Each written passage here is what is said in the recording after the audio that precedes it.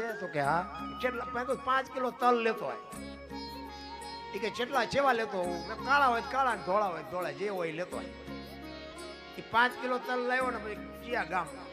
મેં કહું ઓલા શેઠની દુકાન રહીને ત્યાં જઈને એને કહેજે કે આ ધોળા તલ દઈને મારે કાળા લેવા છે.